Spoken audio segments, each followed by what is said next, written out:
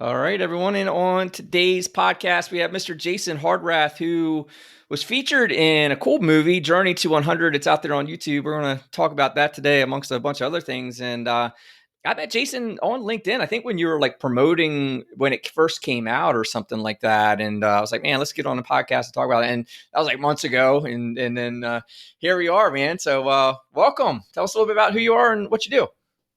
Absolutely. I'm super excited to be here. I was super excited about this film coming to fruition. The film Journey to 100, what it chronicles is this 4-year project of my life to become the first person to do 100 FKTs. For those who don't know, they're fastest known times. There's a website, fastestknowntime.com, that's dedicated to keeping track of these records, which it's basically the fastest time on any major trail system, on mountain peaks, on link ups, across deserts, all of these major human undertakings that there's no way you could ever run a race or get a permit or the insurance to actually host an event in these spaces. But us as humans, we love testing ourselves in some of the most extreme places on Earth. And I fell in love with that process. I'd been a racer. Obviously, I'm sitting in my school office, which you see in the film, and I have 143 bib numbers up on the wall. So I'd raced a ton of times. So that process, well, I guess, what you're paying a race director for is to take the logistics out so that you just show up and focus on fitness, right? He's got the course marked, so you don't have to worry about where you're going. He's got the food and water set out, so you don't have to worry about where that's coming from.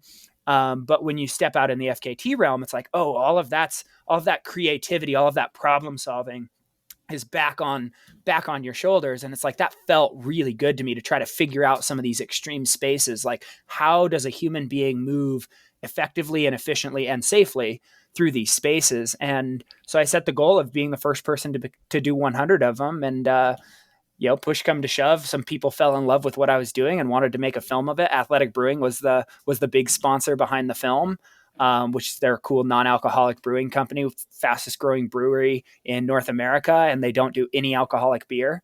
Turned into a film, and the film just released. And so, I have so much to talk about. So excited.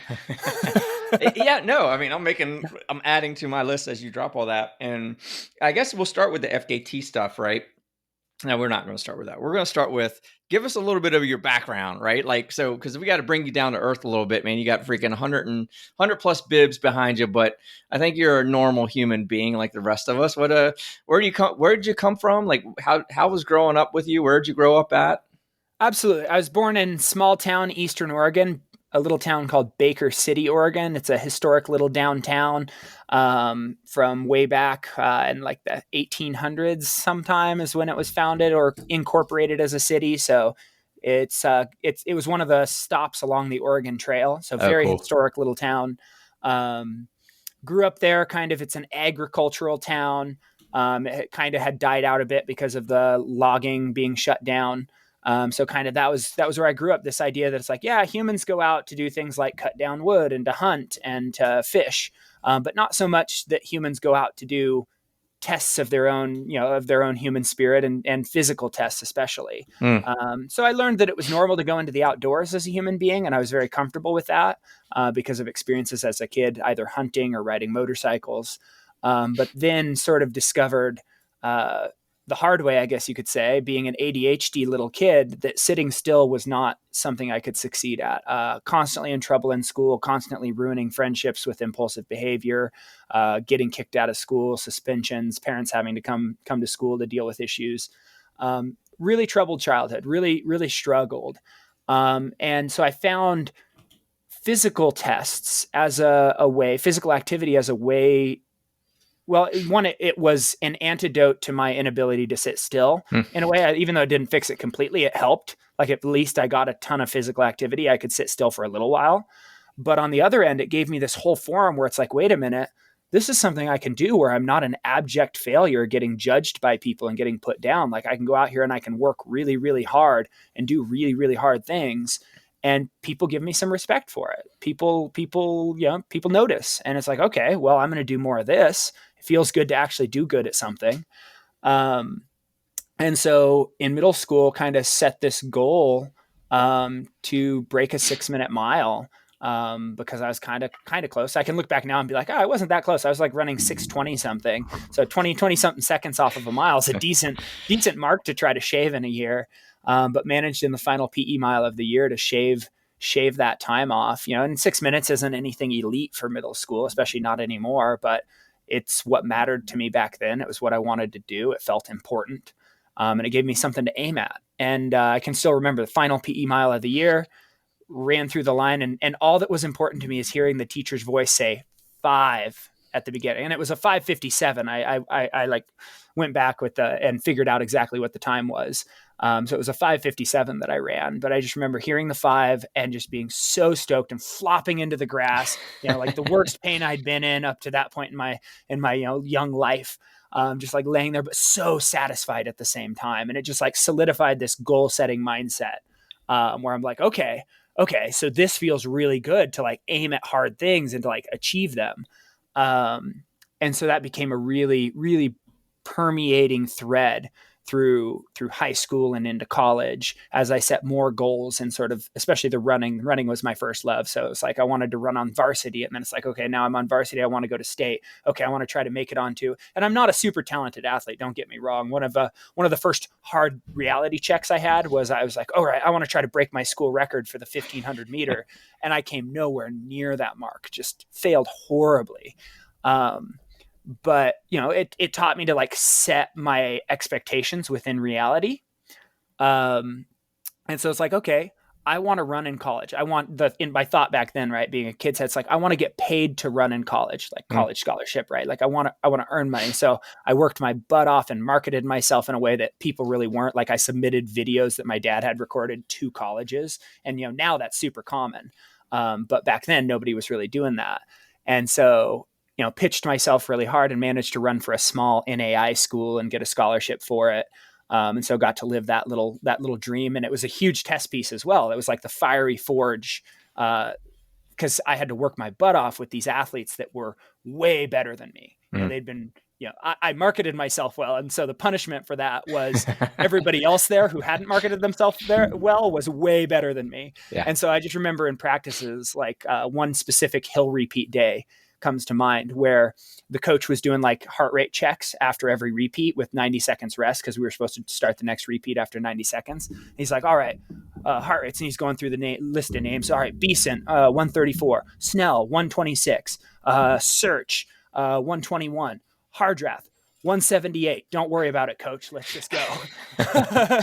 And just had to suffer my way through this fiery forge to hang with these guys and stay on the team and not lose my scholarship. And I think that forged a lot of the resilience and the fitness to step out and do what I'm doing now. Well, even you made me think of like, I feel like it's a Les Brown quote or something like that. Maybe you've heard this, like the one, like it's the start that stops people. Right. And you remind me of that when you're talking about, as a kid, you put yourself through this challenge to beat the 6-minute mile. And it's a bit abnormal even at that age, right? Like you're saying, to like really pick a mark like that in a middle school and get after it the way you did. And what you learn from that. And that's why it reminded me of that quote, because how many people don't at any age really challenge themselves to face the fear of failure of a goal set, right? But here you did this at a middle school age, and just blew it wide open for yourself thereafter, right? Because that's not you don't need to do it middle school. It don't matter if you're 50 or 60. The minute you do that and kind of realize that you will live, you will survive, and maybe you'll win, maybe you'll lose, whatever, but you're going to feel that feeling, right? To start taking that stuff on. So now I dig it. Oh, absolutely. I mean, now the way I think about it and the words I use for it, when you have a goal, and it's not just like an arbitrary goal that someone else made up for you, or a work goal or something you don't really care about, like, but when you have a goal you choose and you've chosen that you care about and you're working toward it, to me, it's like, it orients you in your universe. Like it reorients how you make every decision in your life. Mm-hmm. It's like, I've made decisions in my life about which jobs I accept and which jobs I don't, and what career I'm going to pursue, and whether I'm going to take on a responsibility here with this club or a coaching deal here. It's like, instead of valuing like, oh, well, I want to make as much money as I can, or I want to live in a really cool place. To me, it's like, how can I allow myself to continue to pursue the challenges that matter most to me? Yeah. And I've literally like guided my life along this line of like, what's the goal I really care about most versus some other arbitrary measure of success that someone else sets out for me. And yeah, so I think of it as a way of orienting yourself in your universe. Yeah. For Well, sure. I love the way you put that, right? It's the beauty of clarity in that and I always define clarity as vision, knowledge, and truth. And you are truthful with what you're passionate about, right? Because there's all the golden treadmill crap, chasing money, chasing the cars, you're trying to impress other people. But when you're clear about what you're passionate about and what your goals are, and then you start to use that definition, that clarity as a screen for all choices. And I love the word, like I haven't used that word and trying to explain this to people, but yeah, it reorients you, right? It gives you like your true north. So every decision, challenge, or whatever, you have better direction in how you're going to answer to it, as opposed to being in that world of ambiguity or being not congruent with yourself, right? And those things hit you. You actually got to think for yourself and what other people think, and you know what I mean, all that crap. So man, I honor you for that. That's cool stuff. Yeah, no, and I mean, I give people a lot of, I think, there's a reason we call it putting ourselves together. Usually it's kind of said in an insulting way around here, like, put yourself together. But I think there's a genuine reason we use that phrase. It's like, we've got all these instincts, we've got all these emotions, we've got all this cognitive ability, we got all these societal and family voices in our head. And all this is like echoing to influence who we are. And I think what it really means to put oneself together is to deal with all of those insecurities, all of those instincts, all of those emotions, and to rank order them inside ourselves and to orient them and channel them, that energy and that drive that comes out of those, into something that actually moves us forward instead of a, abject nothing. Yeah. And so it's like, I give a lot of credit to anybody that can actually manage to put themselves together in a way that they have momentum toward anything. Cause I think we almost don't give people enough credit who do that. Yeah, because it's not an easy task in a distracted society like we have now. Right. Yeah, because we're so impressionable, and frankly, we're so inundated with marketing and advertising on how we should look, that to chase a passion that's off the beaten path of what I feel that we're promoted to, how we should be, makes you feel odd, right? Like, so yeah, like people deserve that credit and probably don't get as much credit because there's such a like tribal effort to like, I don't know, golden treadmill it, or we're chasing these things rather than, again, I'll just stick with the word passion for a minute, like what we're truly passionate about.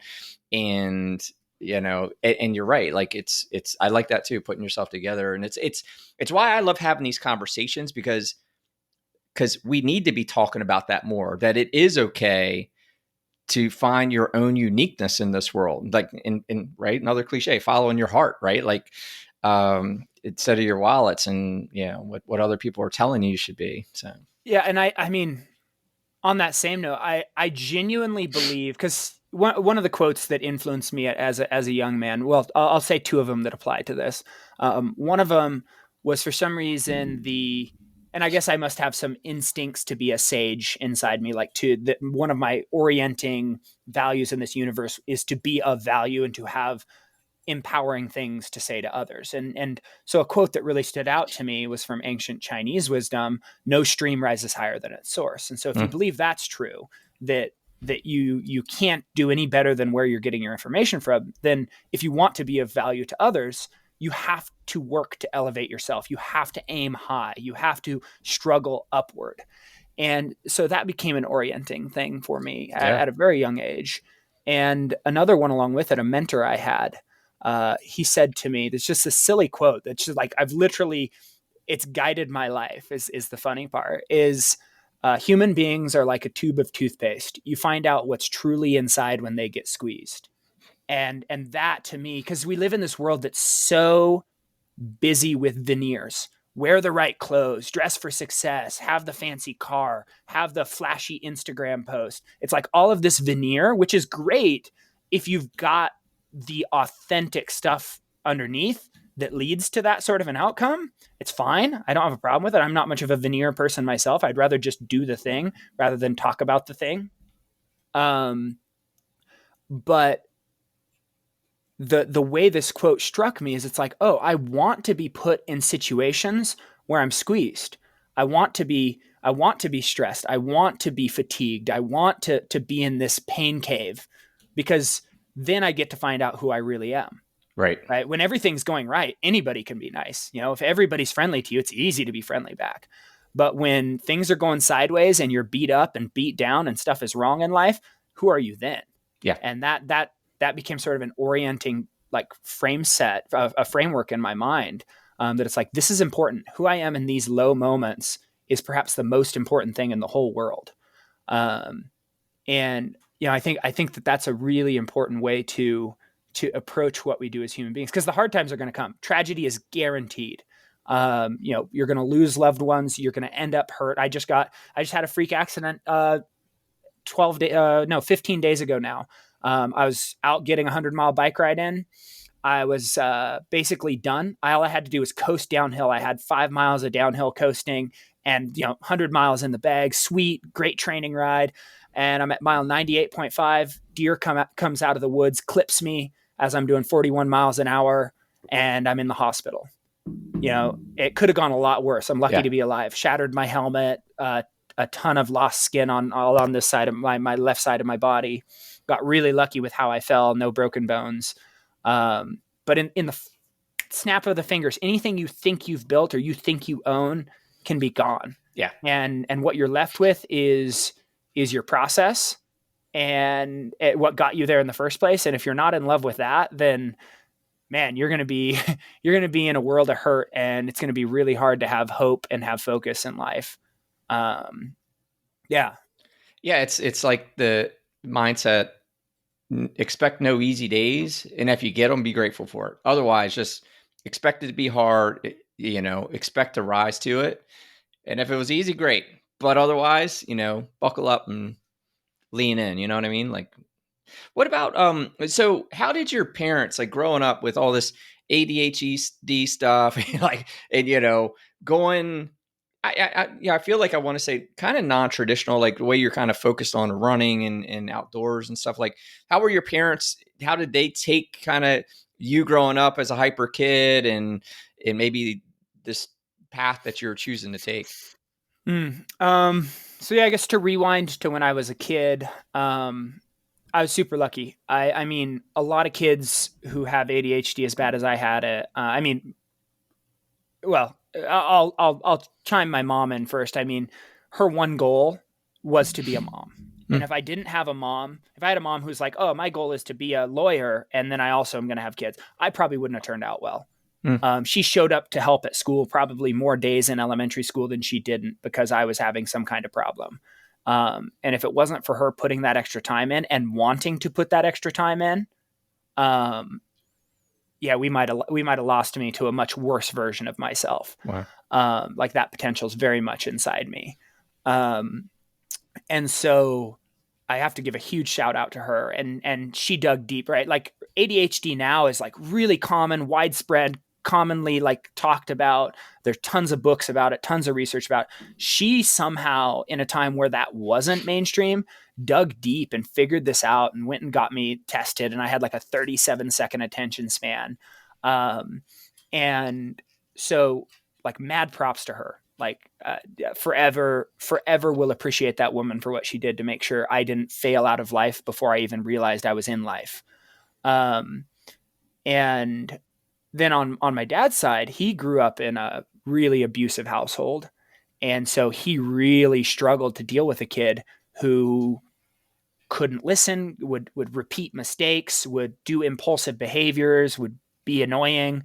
And so he kind of, he'd like take off with my brother, and I got left behind with mom, which, a lot of families do that anyways, but that's pretty tough to interpret and deal with as a little kid. And the film speaks to this a little bit as well for those who are interested in watching Journey to 100. But really tough to deal with as a little kid. And I think it left me with a little bit of that urgency to get acknowledgement, right? Because I felt like I was missing that. It's like I can piece this together with words now, but back then it was Mm-hmm. just this unknown urgency to do something that mattered, something that someone might notice that might be of some value, Yeah. to feel valued, to feel seen. And I think there's some connection there, right? As is common with young people who have struggles in their paternal relationships. Do you do much reading? I would say I read a decent amount. Yeah. Have you heard of or read The Body Keeps Score?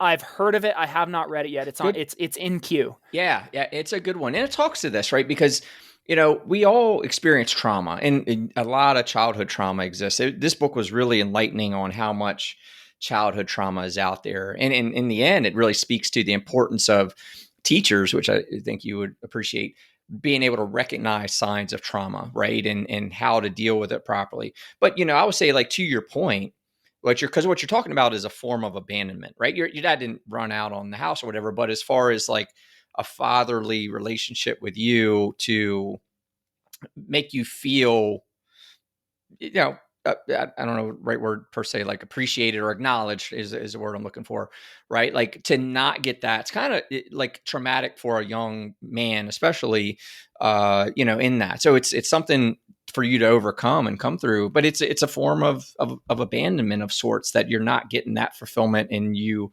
just like any other traumatic response, like you're gonna respond, somehow. And yeah, so no, I totally get it. And I don't want people to get me wrong. I do think I would have been a driven type personality anyways, a very motivated, like animated human being like that was in my nature anyways. But I think that this trauma, as you called it, this struggle, Yeah, it sort of enhanced it in a certain way. sure. And it kind of owned me for a while. And especially, like, to add to the story, one of the ways my dad reconnected with me, I think he had more time to put himself together a little bit, right? To use that phrase from before.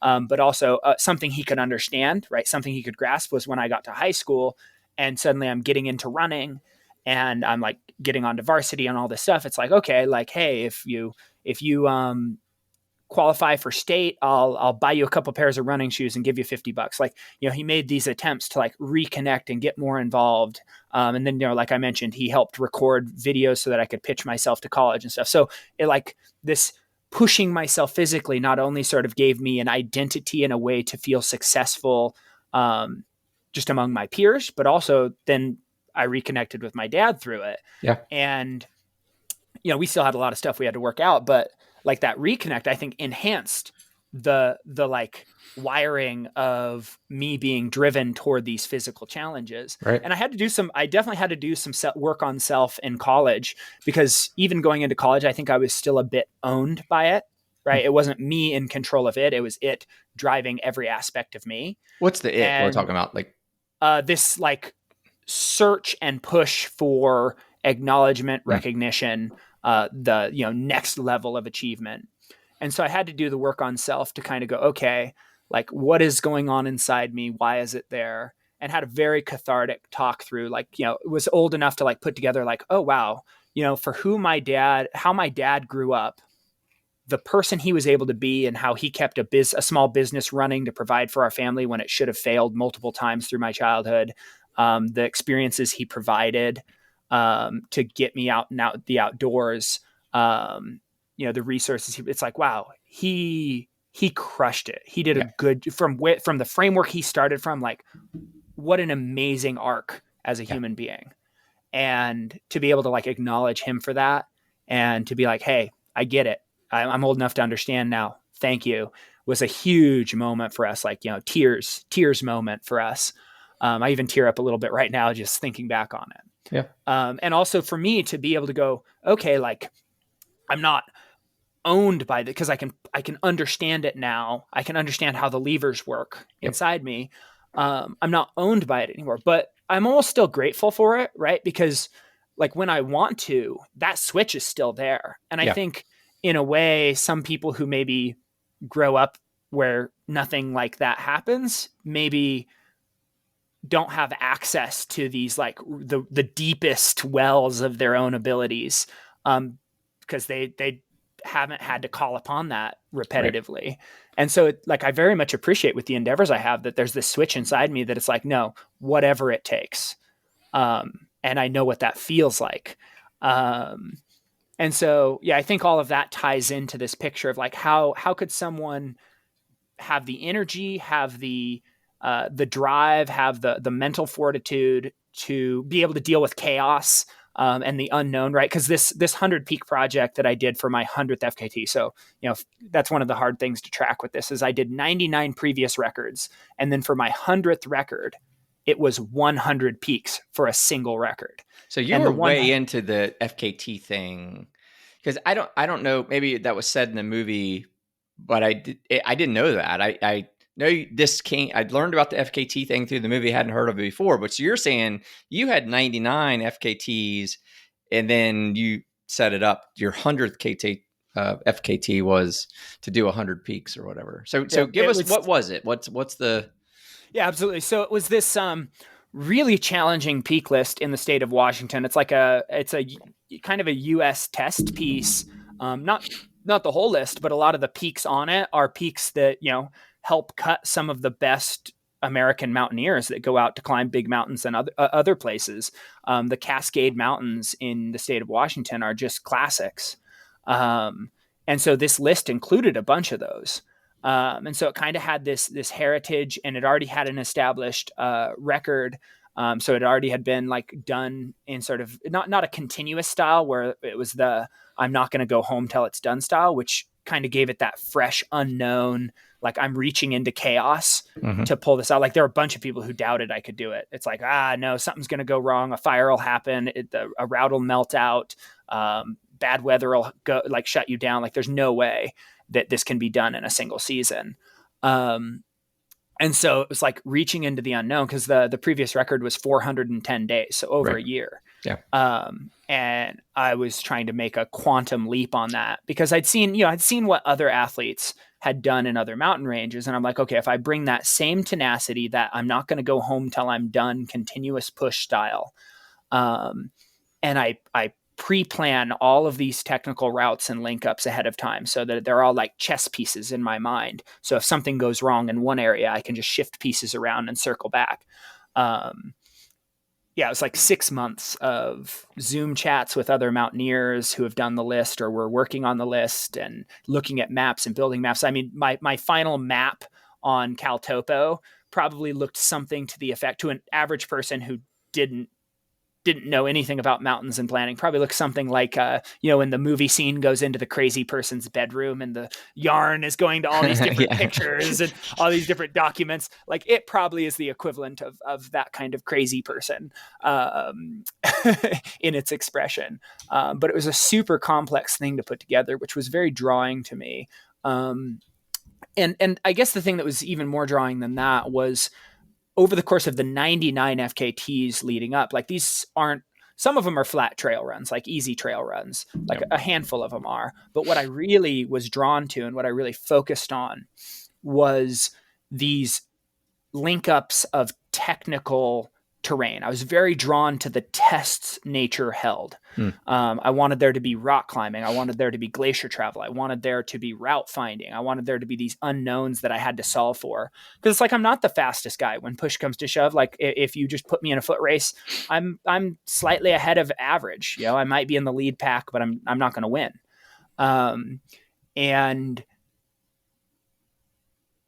But what I've discovered is, because I have this drive and because I've built this mental fortitude and this skill set, and I have this drive in the application of the skill set, I'm able to move through terrain efficiently that a lot of people are like, whoa, this is scary. Whoa, I need to slow down. Whoa, I'm not sure here. Ooh, maybe I'm too tired to make it through this. I'm able to be like, nope. And I think with ADHD comes maybe a little bit of an enhanced brain-body connection, where the thing I'm tuned into is and maybe that's why we're so animated as ADHD people, so driven to move our bodies, is that we're very connected to our bodies. And most people can kind of like not listen to the part of their body that's saying, get up and move. You need to move. And for us, it's just impossible to not hear that. It's like that's turned to volume 11. It's like, move your body. And we're like, okay. And then it's like teachers like, why are you out of your desk running around the classroom? It's like, I couldn't sit still. So I think that, that all ties into like how a project like this becomes possible and why it would be drawing. And I think the last component is sort of like looking into myself. The other thing is like being an ADHD mindset is like super chaotic in my own mind, like trying to hold together my thoughts in a linear path as I'm talking to you. There's all these different tangents and stories and things I could go off on that are just bouncing around in my head. But when I pull onto a technical sort of fear-inducing aspect of terrain, like I'm say I pull onto a rock route during the middle of a record-breaking attempt, everything goes quiet. It's like I feel the grain of the rock under my fingertips. I feel the tension in my calf muscle. I feel the breeze across my hair and skin. It's like absolute silence and nothing but the sensation of the movements. And for me, I mean, that's more a sanctuary than any church I've ever been inside of. It's just beautiful silence and beautiful experience. And so, of course, I'm going to be drawn. I'm going to be very personally drawn to experiences like that because they allow me to sort of transcend my normal status quo experience, to have a beyond ordinary experience. And so, that was part of the rationale. Like, why would I do 100 FKTs? Like, what's the draw to it? Are you just doing it to try to be the first person? It's like, no, what I knew from the beginning is if I do 100 of these, that means I will have motivated myself to go out and have 100 of these memories and 100 of these moments where I was actually out there having this beyond ordinary experience. And that's way better than 0 of them. Yeah. So, why choose many over instead of, some people are like, well, why didn't you just train and focus on doing like one really good one for the year? It's like, well, that would have meant I was sitting around and just training for, 360 days of the year. And I got to go have the amazing experience for 5 days. Like that doesn't sound like a good exchange when I could just go out and spend as many days as I possibly can in an optimal experience. So like the rationale came from a very personal place. And the outcome of like being the first one to 100 was very secondary. Yeah. And I keep that distinction in my mind. It's very important for me to keep that straight, I feel, even now that it's done, because I think it's really easy to conflate an end result with why you did it in the first place. And that can really be damaging to your motivation if you think, oh, the only reason I do stuff is because I get something in the end. Yeah. Like even if 0 people had cared about anything I ever did, it was still worth it to me. Right. And that's really important for me to hold on to. It's something I've been teaching clients recently. It's goal setting through the goal, right? So I tell people like, don't focus on just the finish line, but focus on the finish line so that what? Like finish the sentence. Like my goal is X, so that what? And that so that piece is going through the goal. It's not just the finish line, it's in, it's done. Like what I hear, I think you're saying, you correct me or correct the statement, right? Like you intended to do this, not just to say you could do it, right? You were going to complete this FKT 100 so that you can have that experience, right? You understand what I'm saying? It wasn't just that was the finish line. There was a so that attached to it that made it more powerful. Absolutely. So, and I mean, you can look, right? There's layers of the same structure inside itself here. It's like a kaleidoscope. Yeah. It's so within the 100 FKT project, and then also within each individual FKT, it would be really easy to think like, oh man, the thing he's focused on when he does an FKT with a clock running, right? Because you assume that when a clock is running, the whole goal is the finish line. But quite the contrary for me, because some people will make the argument like, oh, aren't you missing so much in nature because you're going so fast? It's like, well, I've never complained about missing the scenery when I'm doing 4 miles an hour in my car. So that's just a joke that some friends and I toss around. It's like, even when you're running in the mountains, you're not missing much. So the thing I've noticed is, for me personally, if I'm just going slow and casual, it almost feels like I'm missing part of the experience. For me, the full richness of being out in nature is to bring the fullness of my nature to bear on whatever obstacle or difficulty nature has to offer me in that Mm. space. And that creates the maximum experience for me. And so the clock running is something that induces a stronger in the moment experience. So it's not that I'm just racing to get to the finish line. I like run the clock and I race because in the moment it's a richer experience Mm. than if I just went out and casually walked through the exact same space. Right. And so, yeah, it's kind of this understanding that if I build a structure like this where I aim at a goal that involves a clock running, in particular for me, then all of the moments I get to have as I do that thing are a little bit richer. And so I, have repeated that process that works for me. Yeah. And yeah, it's sort of this question of like, how many rich and meaningful moments can I create in my life? And some of those rich and meaningful moments, right? Because in my mind, a bad experience, like feeling pain and being in the pain cave and suffering, is not the opposite of having like a happy, joyful, blissful experience. Those aren't opposites in my mind. The opposite of having a rich, blissful experience, or even a rich, like I'm in pain and suffering experience, is to feel nothing. Like that's the thing to be avoided, is to go through. It's the days of life we can go through where we feel nothing about our existence that day. Just an absence of anything of meaning, an absence of anything that challenges us, an absence of anything that's either happy or sad. Like to me, I struggled with some depression in college, just really up and down. And some days, like I couldn't even get out of bed to feed myself. Like I almost missed a track meet once. My teammates luckily saved me that day and had the bus stop and came in and drug me out onto the bus so I didn't lose my scholarship. And like that's even something I love, right? Like I loved running at that time, still love running. And in those moments, the way I describe them, the way I remember them, is it wasn't that I was sad.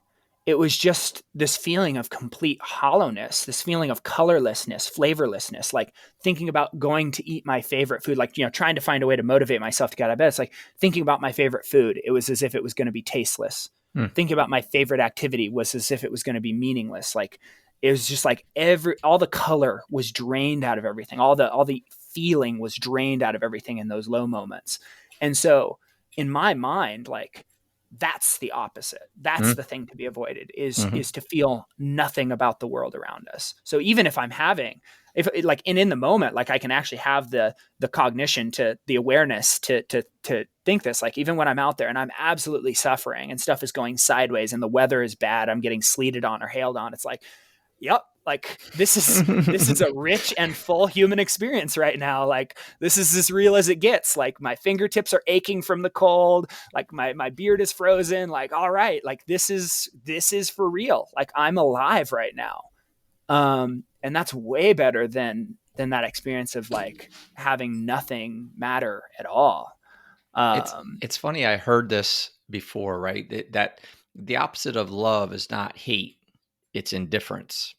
And it's kind of what you're describing, right? Because you think, to care for someone, to be attracted to someone or whatever, it kind of, I get what you're saying. And like the pain cave versus, utter happiness or whatever, like you're feeling something. And it's similar to what I try to tell people, like the opposite of love is actually indifference, not hate. Because like you're saying, love and hate are some intense feelings. And the opposite of intense feeling is no feeling. Right. So it's, no, that's awesome. Absolute parallels. And I mean, I love that you brought up love, because, a little kid at one of the showings of Journey to 100 with a live question and answer, at the end, I think it was Denver. A little kid asked me like, "Oh, how was it possible for you to do this?" And I was like, "Well, 'cause I love it." Right. Like, love and hate and these emotions are laced in with these experiences of happiness and success and suffering and failure. Like all of these layered human emotions are all a part of these experiences for me. And I think that's true for anyone that's chasing their passion. And I mean, that's part of the richness of aiming at something you're passionate about, that you care about, instead of something someone else is telling you to do. And right, that's always a struggle in our head. And I think the movie speaks to this as well. Is it's tough to weigh our own voice, our own inner wisdom, and all the voices of what everybody else is telling us we ought to be focused on and we should and shouldn't do. Our friends, our family, all of that.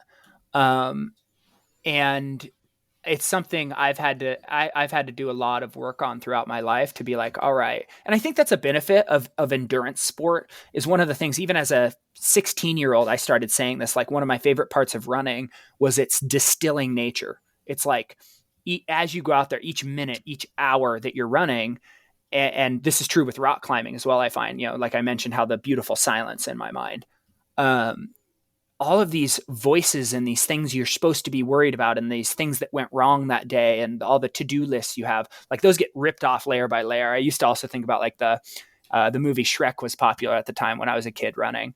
And he talks about ogres are like onions, right? And it's like you're ripping off layers of the onion, getting down deeper and deeper. And so what you find, if you get to have these experiences where you're pushing yourself, is pretty soon you're left with a voice that's only yours. And yeah, it's a voice that's kind of wrestling against struggle of, like, will I give up or will I keep going? That who am I in this moment where things aren't going well, which is that tube of toothpaste quote that I talked about. But you get to actually observe those voices in your head, if you will, of other people and other influences sort of getting peeled away where you can't think about them anymore. And you get to sort of notice, like, oh, that wasn't my voice, because it's one of the things that got ripped away as I pushed into this struggle and I pushed into this test. And I think that's one of the learning experiences that can come from bothering to go out and face these test pieces in life. And I think that's one of the reasons, like, rites of passage are something that are massively undervalued in modern culture. I think those rites of passage are sort of something that give us what we might refer to as common sense. And I think historically we knew common sense isn't something you're born with. Common sense comes from the shared experiences we create for everybody. And I think over time, as we no longer all struggle against the same difficulties to stay alive in modern culture, that's what leads to less common sense. Is fewer and fewer people have a huge matched set of experiences to go, oh yeah, when you say this, I can recall my memory from this thing that we've all struggled with before, and have some kind of framework to understand what you're saying to me. I think all of this is, like, really important to the human experience, especially when you want to talk about, like, flourishing versus just surviving. Oh, we could do another hour on what I call modern culture and technology having thrown the baby out with the bathwater with regard to the human experience. 100%.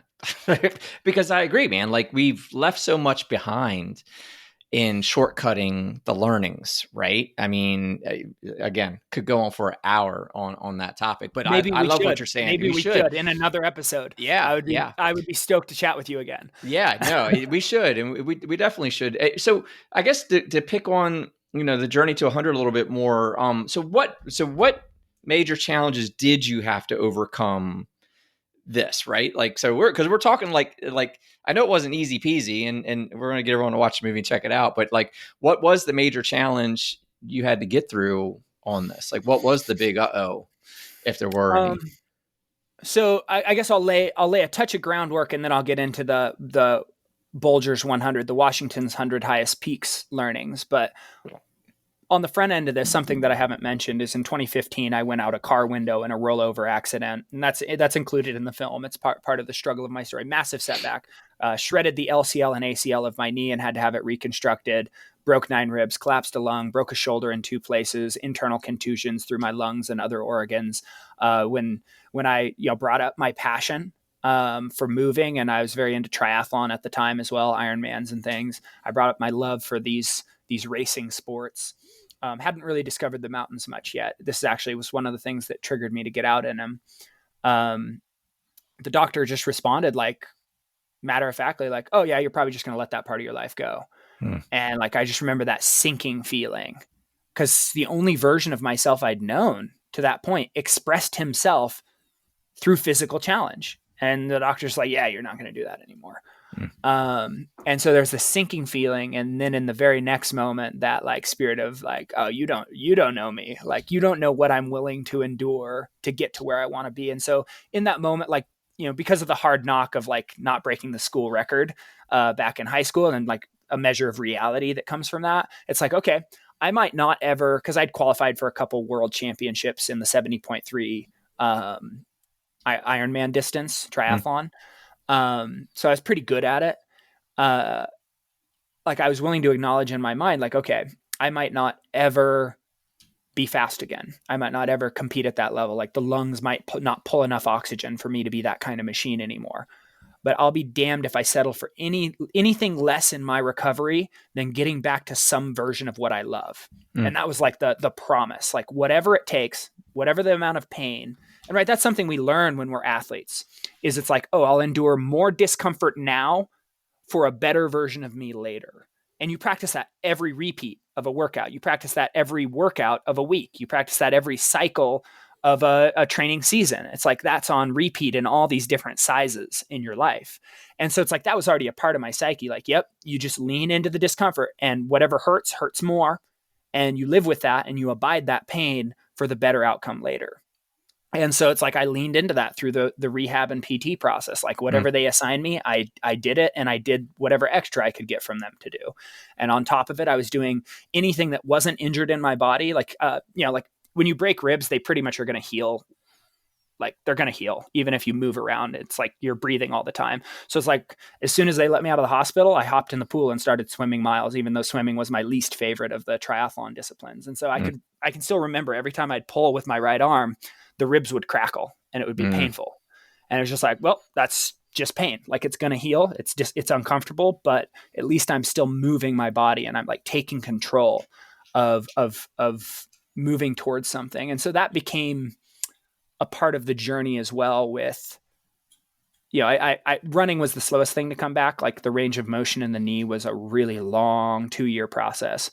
But what I knew enough about as a PE teacher, because I'm a physical educator, I knew enough about biomechanics that when you're walking up and down steep hills, you kind of keep your knee slightly bent anyways, and you don't have to go through the same range of motion. So I started hiking up and down steep hills. Hills led to mountains. Mountains led to bigger mountains. Pretty soon I was running into mountains that had technical summit blocks. And so it's like, oh, I guess I need to become a rock climber now, because I don't ever want to get turned around, because I don't have the ability to do the thing necessary to get to the summit. And so joined the local climbing gym and had to be willing to endure sucking at something new. You know, and I, you know, coming off the framework of being a really good triathlete, that was difficult, where it's like, oh yeah, that 11-year-old's better than me here. Yeah. And like, just being willing to sit with that, like being the worst person there for months and months and months and Until months. the next guy signs up, right? Until the next guy signs up. I can still remember the first day, like 6-7 months in. It might have been more, might have been 9 months in, when finally somebody walked in and I successfully climbed a route, and they were like, whoa, how did you do that? And I'm like, oh my God, they actually think I'm good at this. Yeah.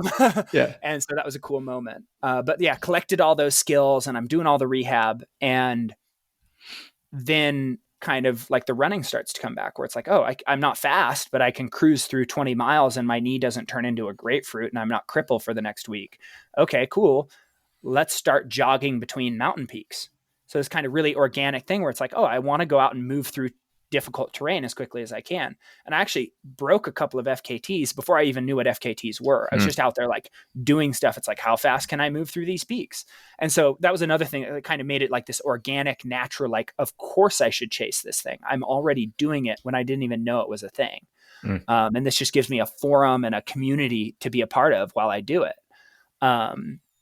And so then, you know, start the journey to 100 FKTs, like all these different tests and all these different things. You know, I had like 13 or 14 different FKTs I failed at over the course of the 100, just abject failure, or like wasn't even close.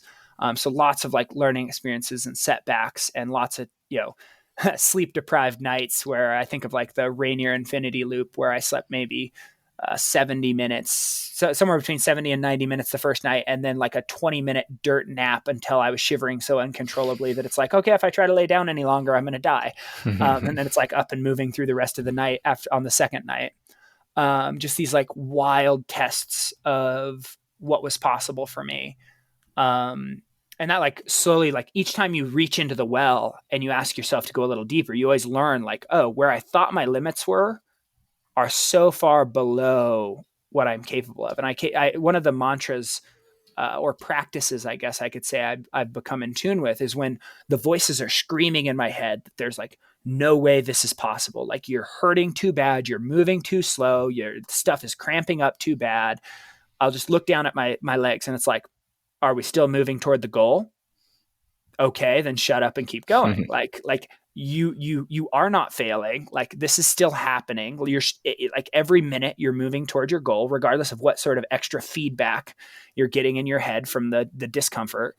And so just kind of abiding that discomfort and being present with it to move toward goals. And so there's this huge learning experience with all these different things. Like, some people think I don't have a fear of heights because I'll climb 5th class rock with no rope on. It's like, no, I experience fear of heights, very real, an intense fear of heights. But through my practice, a lot of the rehearsal on a rope, I've learned that it's like, okay, my focus and my skill set can come up to match the difficulty of the terrain and the fear. And that's what creates this super quiet, super focused state. So what I've learned is fear is not a sign we need to turn and run. Fear is a sign that it's like, hey, all those things you've learned in life right now, the decision you're about to make matters. That's what fear is telling us. It's like, hey, this one's real. This isn't the training wheels are off. This one's for real. It's happening. And I think that's been a really important learning as well. And to then, jump all the way now across to the 100 peaks in 50 days is it's like I already had a lot of these individual experiences with really big test pieces along the way. So it wasn't like I was going to do any individual movement or any individual day that was going to be harder than anything I'd ever done. It's like I was able to package it all and know as I was planning this whole thing out, like, okay, my skill set is there for this to be possible, which is why I was drawn to it, right? It's like, this is something I'm pulling out of the chaos, but the data says I have the skill set to be the one who moves the needle on this respected list in the Pacific Northwest to just redefine what people think is possible here. And that was really drawing to me, like, oh, this is now bigger than just me. It's bigger than just myself. And I kind of thought of it, teacher mindset, right? I thought of it as this perfect final cumulative exam. Like it's every skill set I've ever used, but now I'm taking this quantum leap where I'm going to go for 50 days straight and attempt to not make a mistake with any of my skills for 50 days. And so it was this big experiment on the scale end of things. The longest FKT I'd done was 4.5 days prior. So 50 days is a lot longer. With a 4.5 day effort, a week-long effort, you can do what I like to refer to as writing a check your body can't cash. And you can just hobble around cripple for 3 weeks afterwards because you just went so hard and you messed your diet up and whatever. And you can just like pay it out on the back end. It's like, that's not possible with this. In 3 weeks, I will still be out here. And so the big learning experience was just being really dialed in. I actually humorously called it learning to move like an old man, because I would actually pay attention, like how many times am I jumping off of a downed tree on my right foot and my left foot? Because if I do it all on the right foot, like I naturally would, because I jump off my left foot, then by the end of this effort, I might have a stress fracture in my landing foot. So like all these little details, these nuances. And so the real learning from it was this, like, just really embracing ongoing chaos and unsureness, right? Because at any point a fire could have broken out and the whole project was over. And that was true. And fires did break out. And so I'd wake up and smoke in the air. Oh no, is it all over? And you're fatigued and sleep deprived and exhausted. And then it's like, well, everything's way worse. So it's like going, okay, all right, don't freak out. Just do your research, trust your process. All right. So the fire is here, which means you should probably climb these peaks close to it first. And so it's just this sort of ongoing experience with abiding the discomfort, abiding the unknown, and just continuing to problem solve and move forward in the face of it. And yeah, I mean, the whole experience sort of culminated like after going through a lot of insurances. There were days where I got nauseous and like had to go half the day without eating because I would vomit. And it was like, well, if this keeps up, like no matter how much I love this, right? Because I've talked about my love of it, no matter how much I want to still keep going, even with the discomfort, the science says at some point the body shuts down. And, luckily I was always able to like sort of have the faith to keep going and not let it turn me around. And then, my body did come back. But I can still remember I predicted that 50 days was possible from the beginning. And that's one of the reasons I chose it. Because as a teacher, I have about 70 days off for summer, which means I wanted a little wiggle room with whatever I chose so that it's like, even if stuff went wrong a few times, I still could complete it in my school summer and come back to my students with this story of this epic tale of adventure. And it came down to the wire where through all of the variables and the fires that broke out and the changed logistics to like move the chess pieces around, like I said, sort of thinking of different mountain groupings and outings as how they fit together. It came down to on the final mountain, final day on August 3rd, that if I could climb the mountain fast enough, I could keep the record reading 50 days on the front end, right? The final record ended up being 50 days, 23 hours, 43 minutes. So I sprinted down the side of this volcano, just like pummeling down this thing, hopping rocks and down through the scree and down through the ash and the pumice, and sprinted out to the finish. And by 17 minutes kept this record reading 50 days at the front end. And that felt like I flopped on the ground, and the film kind of captures this. It was the same sort of flop on the ground as when I was a little kid. And the feeling I felt in that moment, having raced out and brought everything I could to bear on this project, and with all of the variables to have had it come together so close to what I predicted, the feeling I experienced as I lay there, and you can see the smile on my face as I'm laying there in the movie. The best way I can sum it up is hard work, well done. Yeah. And that to me, that moment I got to, even though the whole experience was amazing, right? I was loving all these challenges I was facing along the way. That feeling laying there going, yeah, that was pretty much everything I thought I could bring to bear on this. Whew, that one's gonna sit well with me for a long, long time. Yeah, man. No, it's awesome. And I know you got to jump here, so we'll bring this to close and collaborate on getting another time to chop on some of these other areas. But man, no, one, thank you. I honor you for doing it, man, let alone coming on here and sharing it. But it's awesome to, I mean, the reasons, the example you're setting for your students and anyone else to watch this, and to your point, right? Like what you did, man, no one can ever take that from you. It's something money can't buy, right? Like, and that's that feeling, right? That it's just done. It's hard work well done, man. It's awesome. Hard work well done. Hard work well done. Yeah. Let's definitely, maybe we can give your listeners a chance to watch the film themselves and circle back sometime in the near or distant future and kind of do a little recap and after chat. Yeah, because this is enjoyable. I feel like we could probably talk easy another hour. Oh yeah, because I want to pick your brain on a few things. I won't spoil them here, but cool, man. No, so where do they find the movie, and then we'll jump on out here. I will go ahead and send you all of the links, and you can just have them in your show description so that they can just find them right there. Cool, brother. All right, man. Well, hey, thanks for coming on, and we'll get you on again real soon. Absolutely, this has been a pleasure. I better run off and get my first graders. All right, thanks, Jason. Bye.